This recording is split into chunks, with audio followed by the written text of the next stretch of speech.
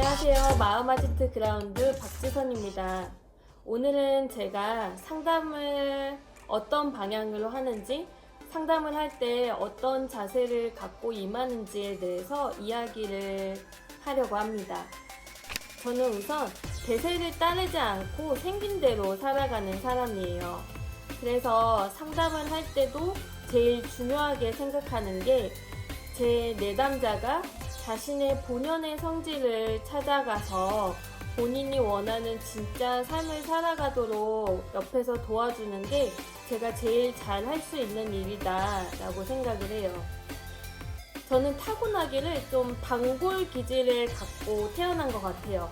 그래서 자연스럽게 시대가 만들어낸 어떤 그 큰 여론에 쉽게 휩싸이지 않을 수 있었던 것 같은데, 그래도 제 부모님은 제가 남들과 똑같이 살아가기를 바라셨기 때문에 나이가 들어서까지도 공무원 준비를 하라는 이야기를 정말 많이 하셨고, 여자로서 차분한 성격과 좀 여성스러운 모습, 그리고 말투나 목소리 톤이나 이런 것들도 좀 우아하게 갖추라고 잔소리를 많이 하셨거든요. 근데 저는 그럴 수 없는 사람이었어요. 그래서 성격 자체도 그렇게 여성스러운 사람이 아니었고, 그러기를 거부했고, 그리고 공무원 준비를 할 만큼 똑똑하거나 아니면 진득한 그런 성향을 갖고 있지도 않았기 때문에 저는 그냥 부모님이 그렇게 얘기하시더라도 제 멋대로 좀 살아갔죠. 그래서 저는 그림을 전공한 것도, 이후에 심리학을 전공해서 지금 상담 일을 하는 것도 다 그러한 제 특성 덕분이라고 생각을 해요. 그림 그리는 건 어렸을 때부터 정말 좋아했어요. 그래서 내 생각이나 감정이나 이런 경험했던 것들을 표현하는 걸 좋아했고, 다른 사람들을 관찰해서 그들의 성격이나 특성을 그림으로 표현하는 걸 굉장히 즐겨 했어요. 그래서 지금도 사람들의 어떤 외형적인 특성이나 성격적인 특성을 가지고 뽑아내는 그걸 굉장히 잘해요. 그래서 제가 아직도 기억나는 그림이 4학년 때 그 아크릴로 그렸던 그림인데, 그 그림 제목이 정신병원이었어요. 그래서 그 그림을 그리게 된 그 당시에 저의 생각은, 나 포함해서 우리 모두는 각자의 환상 속에 살아가고 있는 것 같다. 그리고 이 세상이, 지금 내가 있는 이 공간이 되게 정신병원 같다라는 생각을 하는 걸 이제 그림으로 표현을 하게 된 거죠. 그래서 저는 그만큼 저랑 다른 사람의 어떤 생각이나 감정, 그들이 보이는 특성, 우리가 보이는 특성들에 대해서 굉장히 관심이 많았어요. 그림 그리는 건 정말 좋아했지만 안타깝게도 그림으로 돈을 벌기 위한 직업을 삼기에는 실력이 좀 많이 부족했어요. 그래서 다른 진로를 생각할 수밖에 없었죠. 그래서 그림 그릴 때도 제가 다른 사람이나 저에 대해서 호기심이 많았잖아요. 그래서 그 다음에 끌렸던 분야도 심리학이었어요. 그렇게 여차여차해서 상담까지 지금 하게 되었는데요. 상담 장면에서 사람들을 만나면서 좀 신기한 경험을 하게 됐어요. 상담 장면에서는 저와 반대의 성격의 사람들을 많이 만나게 됐던 거예요. 그래서 다른 사람한테 맞춰주느라 마음고생 많이 하고, 부모님이나 사회가 요구하는 어떤 이상향을 쫓다가 실패하고 좌절해서 무기력해진 사람들을 많이 만나게 됐던 거죠. 그리고 자기를 자책하고 비난하고, 그게 굉장히 안타까운 마음이 들었어요. 본인이 하고 싶은 건 분명히 따로 있고, 그리고 그렇게 살아도 되고, 그리고 지금 본인이 원하는 그 목표를 달성할 수 없을 것 같은데, 어떤 특성이나 능력적인 걸로 봐서. 근데 왜 저렇게 맞춰주며 사느라 고생하지? 그래서 그 모습을 보면서 속상하고 화가 났어요. 그들을 그렇게 만든 어른들이나 부모, 이 사회에 대한 분노였던 거죠. 그래서 저는 상담할 때 굉장히 강조해요. 그리고 제 마음속에 직접 말로 표현하지 않더라도 제 마음속에 강하게 갖고 있는 생각이, 우리 그냥 생긴 대로 살자. 당신이 원하는 삶이 뭐냐? 지금 당신이 원한다고 말했던 그 삶의 모습은 누가 만들어준 건지 한번 찾아보자. 만약 본인이 선택한 게 아니라면 이제부터 당신이 원하는 삶이 무엇인지 같이 찾아보자.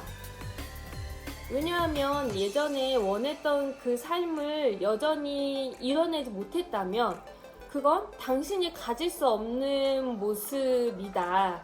그 삶을 꾸릴 능력이 없을 수도 있다. 사실은 그렇게 말을 하죠.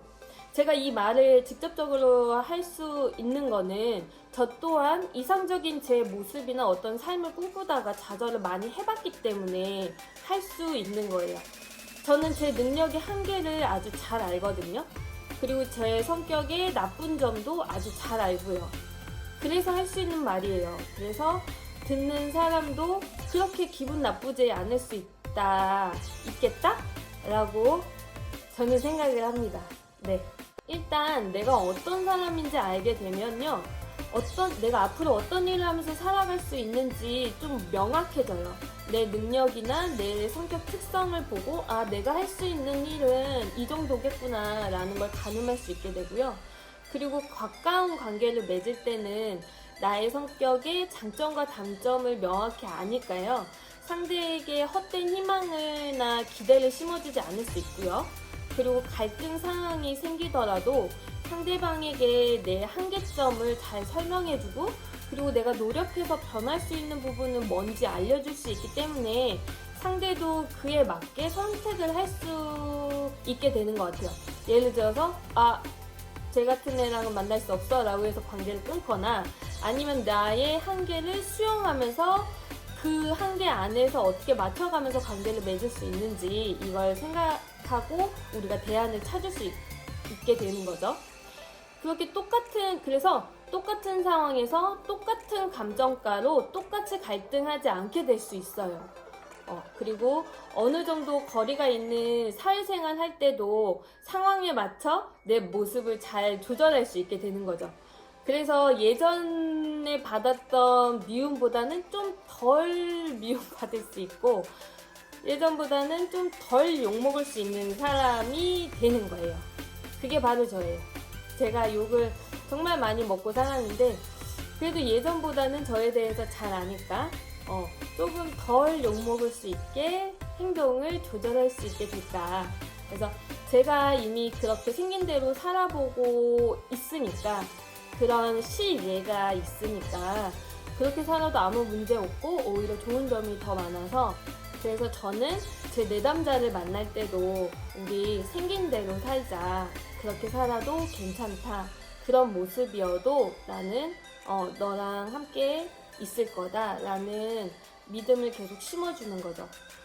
그래서 저와 함께 내 진짜 모습을 찾아가고 자유롭게 삶을 좀 살아가고 싶으시다면 언제든지 마음아지트 그라운드 박지선을 찾아주시면 좋겠다라는 생각으로 이 영상을 찍게 되었습니다. 제가 어떤 사람인지 그리고 어떤 방향성의 상담을 지향하는지 아셔야 선택하시기 편하실 거라고 생각이 들어서 이렇게 이야기를 하게 되었습니다. 그리고 나에 대해서 아는 것뿐만 아니라 내가 관계를 맺고 있는 사람과도 서로가 어떤 사람인지 서로 알아가고 그리고 갈등 관계에서 서로의 한계를 알아가고 어떻게 하면 잘 맞춰갈 수 있는지 알고 싶은 분들도 저에게 찾아오시면 제가 잘 알려드리도록 할 테니 많은 연락 주시기 바라겠습니다. 네, 그럼 저는 또 좋은 이야기 듣고 다음에 찾아보도록 할게요. 안녕히 계세요.